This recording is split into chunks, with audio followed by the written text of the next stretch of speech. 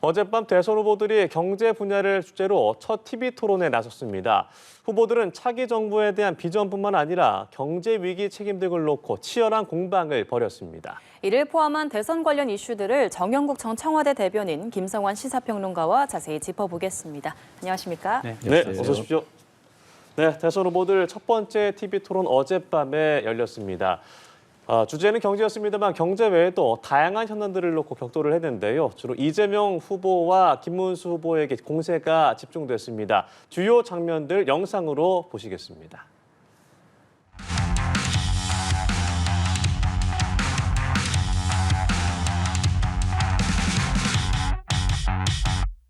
내란 우두머리 윤석열의 대리인 아닙니까? 윤석열 때문에 치러지는 선거입니다. 무슨 자격으로 여기 나오셨습니까? 국민 앞에 석고대죄하시고 사퇴해야 하는 것 아닙니까? 지금 말씀이 좀 과한데요. 윤석열 대통령의 계엄은 잘못되었고 제가 알았다면 당연히 말렸겠습니다. 그러나 그 내란이냐 하는 것은 지금 현재 재판 중이고 그런 부분에 대해서는 여러 가지로 판단이 많이 남아 있습니다.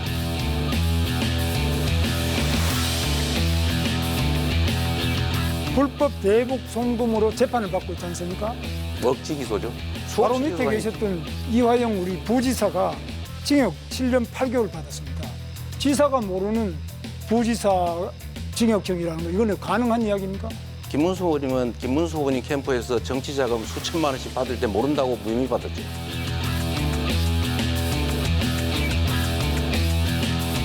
중국과 대만에 관여하지 말고 모두 CC하면 된다 이래가지고 비난을 받은 바가 있습니다. 이건 너무 친중국적인 입장 아니겠습니까? 단편적인 생각이라고 생각되고요. 국익 중심으로 판단해야 되고 대만과 중국 간의 그 분쟁에 우리가 너무 깊이 관여할 필요가 없다.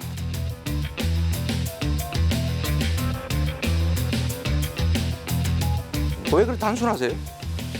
원래 사람들이 어려울 때 옆에 사이비 종교가 다가오는 것처럼 가장 위험한 형태의 사람이라 말씀드리겠습니다.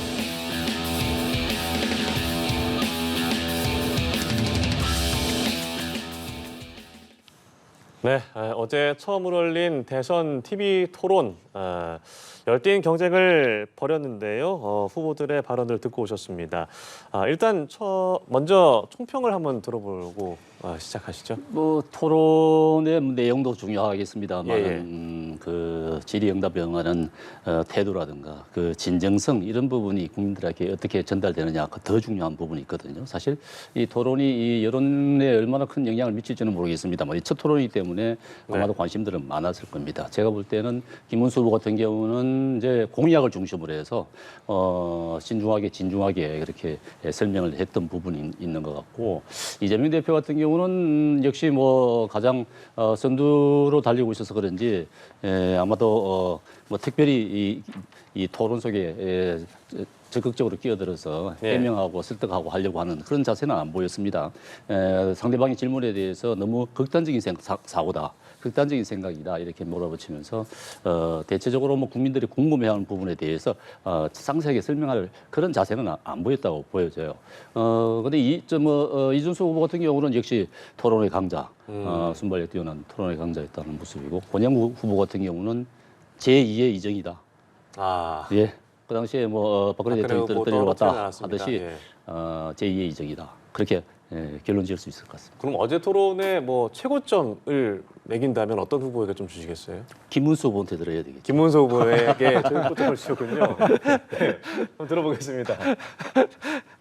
전 제일 박하게 점수를 주려고 했는데 갑자기 제일 좋은 점수를 준다고 말씀하셔서 좀 당황스러웠는데요. 말씀하셨던 지적이 맞다고 생각해요. 국민들이 보시기에 좀 토론 갈증 같은 걸 느끼실 것 같아요. 그러니까 어제 4명의 후보가 토론을 하는데 정책에 대해서 구체적으로 좀 서로 간의 이견도 나누면서 또 상대방의 정책의 허점을 좀 파고드는 모습이나 이런 것들을 보기를 원했던 국민들께서는 조금 실망하지 않았을까 싶고요. 그러니까 제한된 시간 내에 4명의 후보가 토론을 하는 바람에 시간 제한에 걸려서 제대로 토론을 못하는 모습이 좀 답답하다 이렇게 생각하시는 분들이 많지 않았을까 싶습니다. 다만 이제 그렇게 토론을 하는 과정에서 여러 가지 이제 송곳 질문이나 이런 것들은 나오긴 했는데요. 결국 유권자들한테 이번 1차 TV 토론은 후보들의 태도들을 보는데 아주 결정적인 어떤 영향을 미칠 수 있겠다 이렇게 생각합니다. 근데 각 후보들이 그런 것들을 미리 준비하고 나온 것 같기는 한데요. 이재명 후보의 경우에는 일단 경륜이 있잖아요. 네. 대선 출마를 여러 차례 했잖아요. 네. 근데 그렇기 때문에 대선 후보 토론을 했고 또 상대방이 공격과 방어를 어떻게 하는지를 누구보다 잘 알고 있어요. 그래서 그런 면에서 일단 수세적인 입장에 몰려 있음에도 불구하고 방어전을 제대로 치렀다. 또 안정감이나 경륜을 보여주는 토론회였다 이렇게 평가하고요. 그리고 김문수 후보의 경우에는 우리 TV 토론에서 흔히들 얘기하는데요. 토론하면서 고개를 아래로 내려오다 보지 말라고 흔히들 얘기하거든요. 준비가 부족하다고 하는 인상을 주기가 쉽거든요. 근데 김문수 후보는 끊임없이 아래에 있는 원고를 보면서 얘기를 하는 모습을 보였다고 하는 점에서도 좀 박한 점수를 받을 수밖에 없을 것 같고요. 또 대선 후보 선정 과정에서도 미리 이제 준비를 하는 기간이 거의 없었기 때문에 네. 그런 홍역을 치렀던 게 그대로 TV 토론에 드러난 것 같아요. 저는 준비 부족을 좀 비판받을 수밖에 없다고 보고요. 다만 좀 상대적인 측면에서 보면 노란봉투법이나 이런 측면에서 보수 진영에서 계속 얘기를 해왔던 문제를 지적해왔던 부분들을 집중적으로 부각하려는 노력을 했다. 그러니까 보수 후보는 나다라고 하는 걸 좀 각인시키려고 하는 노력을 했다고 보고요. 그리고 이준석 후보는 젊은 보수 이미지를 각인시키려고 했던 것 같아요. 예. 그러니까 김문수 후보와 경쟁자는 접니다. 이걸 좀 각인시키면서 보수층한테 구애하는 모습들을 보이고 또 김문수 후보와 같이 이재명 후보를 공격을 하면서 결국은 저는 보수입니다라고 유권자들한테 좀 인식시키려고 하는 노력을 한 것 같은데요. 근데 토론회 한 중반 정도까지는 좀 긴장했던 모습을 보였다가 토론회 후반쯤 가서 긴장이 좀 풀어지면서 이른바 이준석 후보의 단점이라고 불리는 진짜 이거는 이제 비유적 표현이지만 싸가지 문제. 그러니까 굉장히 도발적으로 덤비는 건 맞기는 하지만 지나치게 상대 후보를 막 깎아내리려고 덤볐을 때 또 반대로 예. 너무 좀 건방지다고 해야 되나 그런 식의 유권자 평가가 나올 수 있거든요. 예. 그러니까 긴장이 풀어졌을 때 본 모습이 나왔던 게 저는 좀 마이너스 점수를 받지 않았을까 싶고요. 권영국 후보의 경우에는 선명성에 있어서는 그 어떤 후보보다 아주 분명했다고 생각합니다. 내란 질문을 바로 김문수 후보한테 첫 질문으로 던진다거나 이런 점에서는 진보 진영에서는 다시 한번 보게 만드는 그런 효과가 있었다고 보는데 다만 다수의 유권자들이 볼 때는 너무 선명해서 좀 현실성이 떨어지는 거 아닌가, 좀 불안하다 이런 이미지를 줄 수 있었다고 생각합니다. 그러면은 평론가님도 제일 잘하는 후보는 뭐 역시나 이재명 후보였을까요? 네, 그렇죠. 경륜이나 안정감의 측면에서는 이재명 후보가 단연 돋보였다고 생각하고요. 반대로 김문수 후보는 준비 부족이라는 게 너무 지나치게 드러났다. 그런 면에서 좀 박한 점수를 줄 수밖에 없다고 생각합니다. 예, 알겠습니다. 어제 토론 주제가 경제였던 만큼 4명의 주자가 각각 경제에 대한 청사진을 내놨습니다. 그런데 토론 초반부터 권영국 후보가 김문수 후보를 향해서 내란 우두머리 윤석열의 대리인이라면서 사퇴를 촉구하기도 했고요. 또 경제 침체의 원인을 두고는 김문수 후보가 민주당이 국정에 전부 반대해서 벌인 일이라고 비판을 하자 이재명 후보는 또 윤석열 전 대통령의 내란을 들고 맞섰습니다. 어제 이 내용은 어떻게 보셨는지요? 네, 그 마이너스 경제, 제로 경제 성장에 대한 질문이 있었고 거기에 대한 토론이 있었지 않습니까? 그런데 이재명 후보 같은 경우는 모두 다 윤 정부, 전 정부 탓을 했습니다. 그리고 내란이 가장 큰 원인이다. 근데 물론 뭐 계엄령 발동으로 인해 가지고 국민들이 많은 고통을 겪고 경제에 큰 타격을 입은 것은 맞습니다. 그렇지만은 그것으로 인해 가지고 우리 경제가 완전히 뭐 제로 경제 상태에 빠졌다고 할 수는 없는 것이 아니겠습니까? 오로지 뭐 윤 정부만 잘못했습니까? 그러니까 어제 이재명 후보 말씀하시는 거 보니까 자기 잘못은 아예 없다 이렇게 말씀하시던데 민주당이 잘못이 없습니까? 당연히 지난 정부에서 지난 정부가 할 수 있는 아무것도 할 수 없게끔 만드는 것이 민주당이에요. 이재명 대표가 한 거예요. 이재명 대표 한 것인데 우리는 뭐 그 경제수장들 다 탄핵시키고 뭐 총리, 부총리 다 탄핵시키면서 경제사령탑을 공석으로 만드는 그런 사태가 그러면은 자기의 책임 없습니까? 당연히 책임이 있는 것이고 또 모든 법안들 경제를 살리려고 하는 정부에서 제발 좀 통과시켜 달라고 하는 법안들 안 통과시키고 발목 잡기 한 것이 다 민주당입니다. 민주당 그러니까 3년 내내 우리 경제 활성화에 도움을 준 것이 아니라 발목만 잡았단 말이죠. 그런 데 대한 반성은 단 하나도 없어요. 지금까지 계속 그랬습니다. 오로지 자신들의 잘못 없이 다 상대방 탓이죠. 남 탓이다 이렇게 얘기하는데 어제도 그런 모습을 보고 너무나 실망했어요. 자기 반성이 없습니다. 그런 부분에 대해서는 국민들이 충분히 평가를 할 거라고 생각이 됩니다. 예.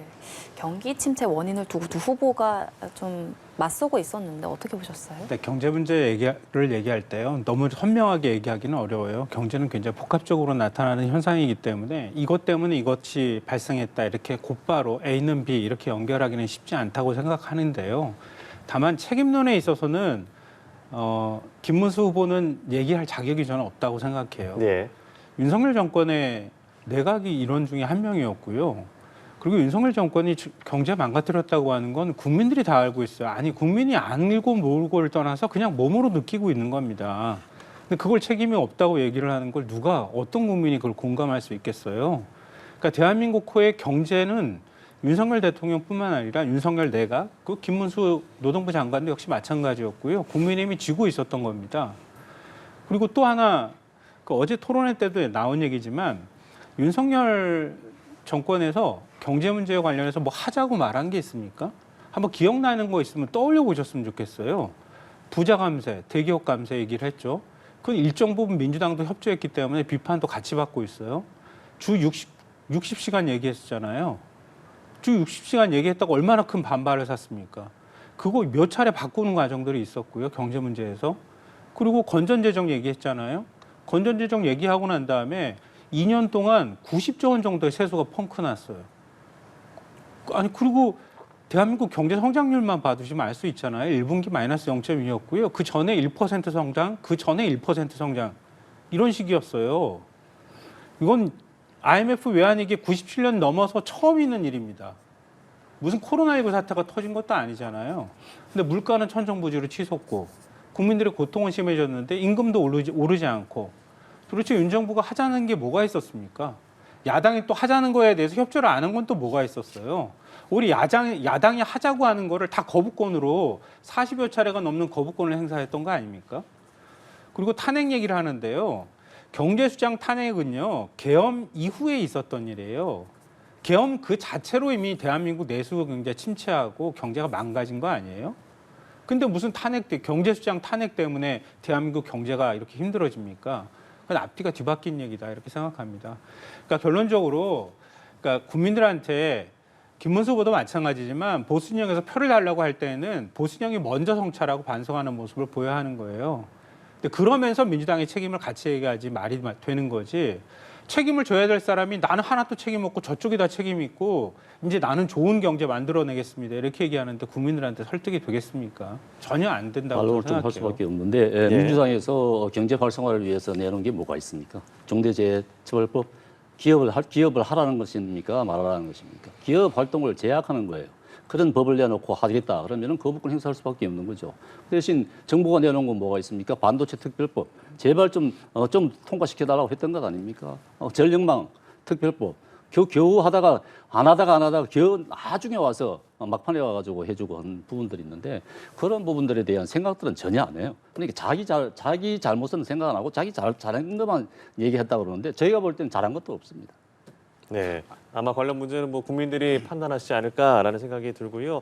앞서 두 분께서도 말씀하셨지만 전반적인 평을 들어봤습니다만 어제 토론에서 눈에 띄었던 점이 김문수 후보와 이준석 후보가 이재명 후보를 이제 협공해서 공격하는 모습들이 나타났었고 반면에 이준석 후보는 김문수 후보를 공격하는 모습을 보이지 않아서 이게 어떻게 보면 뭐 단일화의 시그널일 수도 있을까라는 얘기도 나오고 있는데 좀 어떻게 보셨어요? 아무래도 김문수하고 이준수 후보 같은 경우는 이제 지지층이 겹치니까 네. 이준수 후보는 김문수 후보를 공격하기는 좀 힘들었을 겁니다. 아무래도 보수 지지층으로부터 미움을 받을 수는 없는 것이고 네. 또 서로 공약이 있어서도 그렇고 보수 가치를 공유하는 부분이 많지 않습니까? 그렇기 때문에 보완 김문수 후보의 부족한 부분을 이준석 후보가 어제 토론회에서 보완을 시켜줬다. 그렇게 보이더라고요. 그러니까 이제 이재명 대표가 굉장히 대답하는데 어려움에 처하는 그런 모습들을 보였는데 나중에 두 분이 아마 좋은 관계로 가야 되지 않을까 싶습니다. 어제는 아마도 다음 토론회 때도 네. 두 분이 아마 서로 보완하는 관계로 가야 되는데 어쨌든 두 분이서 뜻을 잘 맞춰서 하나가 돼야 된다고 생각하는데 예. 어떻게 될지 모르겠습니다. 일단 뭐 김문수 후보는 토론 이후의 인터뷰에서 늘 함께하길 바란다라고 답을 했습니다만 이준석 후보의 생각에 변화는 없을까요? 그러니까 이준석 후보는 김문수 후보의 대체제가 아니에요. 김문수 후보의 대안인 거예요. 그러니까 김문수 후보를 보충하는 또 다른 후보가 아니라는 뜻이에요. 예. 그러니까 김문수 후보를 완전히 대안으로서의 어떤 젊은 보수의 역할들을 하고 싶어서 어제 토론회 때 그렇게 얘기를 한 겁니다. 특히 이재명 후보의 친중 성향 뭐 이런 것들을 집중적으로 부각한다거나 김문수 후보가 거기에 같이 가세한다거나 이런 모습들을 보이면서 일종의 보수층을 자극하는 역할을 많이 했거든요. 그 얘기는 김문수 후보가 제가 경쟁하고 있습니다라고 하는 게 아니라 김문수 후보 대신 접니다라고 얘기하고 싶어 했던 거예요. 그게 이제 지지층이 일부 겹치는 측면이 있는 거기 때문에 그렇거든요. 근데 김문수 후보하고 이준석 후보가 지지층이 또 완전히 겹치는 것도 아니에요. 네. 뭐 오늘 모 신문에서도 보도를 하기도 했지만 이준석 후보 지지층, 원래 본 지지층이라고 할 수 있는 젊은 층이 있잖아요. 특히 남성을 중심으로 한 지지층은 김문수 후보하고 단일화하면은 이준석 후보 단일화했을 때 예를 들면 김문수 후보가 된다고 하면 안 찍겠다고 얘기를 하는 거예요. 그러니까 떨어져 나가는 겁니다. 지지층이. 그러니까 이준석 후보는 김문수 후보랑 단일화를 할 게 아니라 김문수 후보를 넘어서는 후보가 되겠다고 지금 계속 얘기를 하고 있는 거예요. 그래서 보수층에서 현재 지금 김문수 후보에 실망한 층이나 그리고 지금 국민의힘에 실망한 층이 이준석 후보 쪽으로 일정하게 옮겨오길 바라는 겁니다. 그래서 10% 이상의 득표를 하는 게 저는 목표라고 생각하거든요. 그러니까 그런 전략들을 어제 토론 과정에서 그대로 보여줬다라고 생각합니다. 아마도 이번 주에 여론 추이가 좀 중요할 것 같습니다. 네. 제가 보기에는 이준석 후보가 10% 넘지 못한 두 자릿수 확보하지 못하면은 본인도 어려움에 처할 수밖에 없는 것이고 그렇게 했을 때 본선에 세 명이 나가서 만약에 국민의힘 후보가 떨어졌다. 졌다 예. 할 경우에는 본인한테 책임이 온다는 건 보수층 내에서는 누구나 다 알 수 있는 부분 아니겠습니까? 예. 큰 책임을 져야 되는 부분이 있기 때문에 본인도 아마 단일화를 염두에 두지 않을 수 없을 겁니다. 아마 제가 볼 때는 이번 주에 좀 어떤 움직임이 있어야 된다. 그래야만 좀 큰 변화를 일으킬 수 있다. 그렇게 봅니다. 예, 예. 알겠습니다.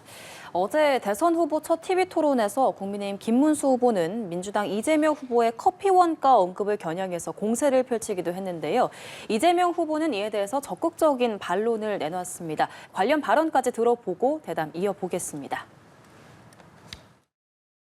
이재명 후보는 그저께 전북 군산 유세를 가셔가지고 네. 커피 한 잔의 원가가 120원이라고 발언하셔가지고 지금 뭐 굉장히 시끄럽죠. 어떻게 커피 원가가 지금 또 120원이라고 생각하십니까? 이 말에는 맥락이라는 게 있죠. 제가 말씀드린 것은 커피의 원재료 값은 제가 말씀드렸던 2019년 봄경 정도에는 120원 정도 한 게 맞아요. 거기는 인건비나 또는 시설비 같은 게 감안되지 않은 거죠. 그러니까 원료값이 이 정도 드니까 가게를 바꿔서 지원해 줄 테니 새로 만들어서 닭죽을 파는 것보다는 더 나은 환경에서 더 나은 영업을 하도록 지원해 주겠다. 이 말을 한 건데 그 말을 떼내가지고 그렇게 왜곡하시면 아니 그 말씀이 아니고 제 말씀은 그러면 닭죽 파는 사람들에 비해 가지고 커피가 굉장히 돈이 폭리를 취하는 것처럼 이렇게 돼서 굉장히 분노를 많이 하고 있는데 이런 점은 굉장히 저는 안타깝게 생각하고요. 커피 원가 얘기를 한 것은 또 원재료 값이 이만큼밖에 안 드는데 시설 잘 갖춰서 팔면은 다른 전업하면 오히려 도움이 된다 이 얘기를 한 건데 이거를 왜곡을 해가지고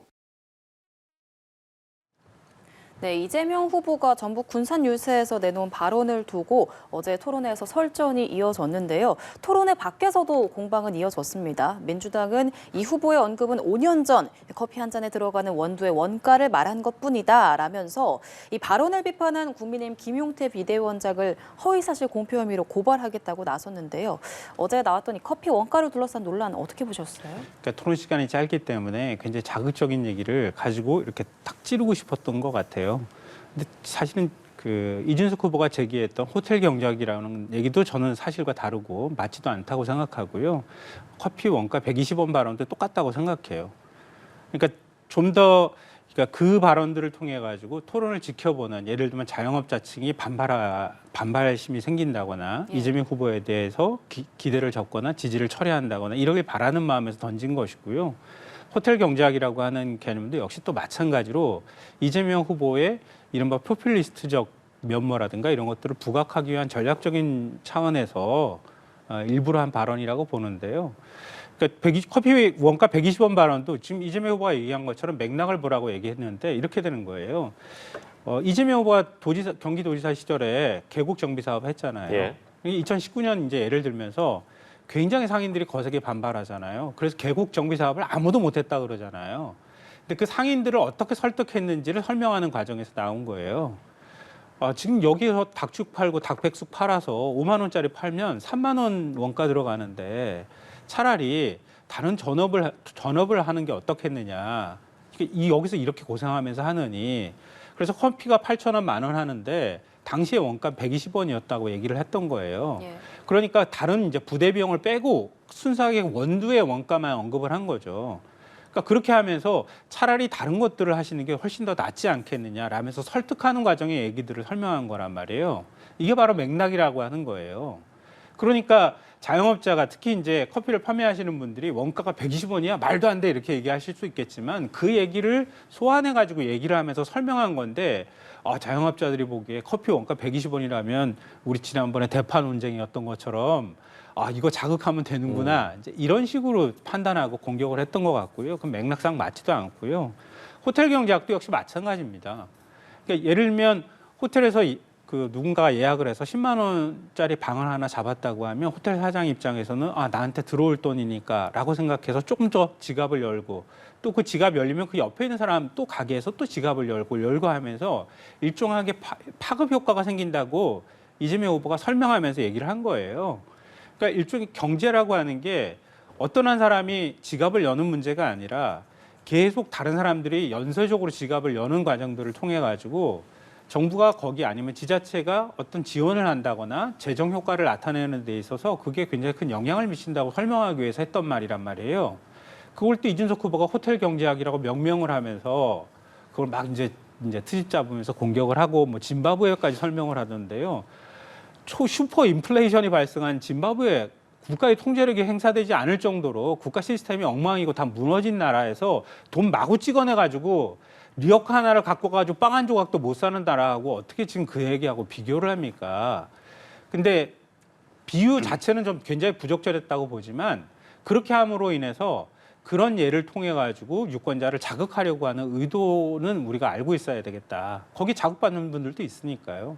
어찌됐든 저는 두 가지 다 부적절한 비유를 든 것이다라고 생각합니다. 어제 이재명 대표의 이 부분을 보고 저 상당히 굉장히 놀랐습니다. 이 이재명 후보의 위험한 경제학이구나. 저는 그렇게 봤는데 지금 말씀하신 호텔 경제학 말씀하셨는데 개인적인 성수 효과를 설명했다고 하죠. 이게 기본소득의 모델입니다. 그러니까 이재명 후보의 기본소득의 모델인데 그냥 설명은 하셨는데 10만 원 호텔에 예약을 했는데 20만 원이 다 그 10만 원이 다음에 뭐 가구 가게에 또 투자되고 또 뭐 그 옆에 있는 가게에 투자되고 돈이 계속 돌 거라고 얘기하지 않습니까? 그렇다면은 그 가구 가게, 빵집 가게, 다른 가게들은 그러면 저축은 안 하고 또 빌린 돈 갚지는 못합니까? 그럼 계속 그 10만 원을 돌릴까요? 이거는 말도 되지 않는 부분이죠. 그러면은 호텔에 지금 10만 원 예약을 했던 부분은 10만 원 가져와 버렸어요. 그럼 호텔은 아무것도 없잖아요. 망해야 되잖아요. 그럼 계속 망해야 가야 되는 그런 구조예요. 이건 소득주도성장과 거의 비슷한 부분입니다. 그러니까 이 문재인 정부의 가장 경제 실패 정책이 소득주도 성장 아닙니까? 어떻게 소득이 먼저 주도를 합니까? 생산이 문제가 돼야 되는 거죠. 생산이 있어서 소득이 나오는 것 아니겠습니까? 그래야 소비가 일어나는 것 아니겠습니까?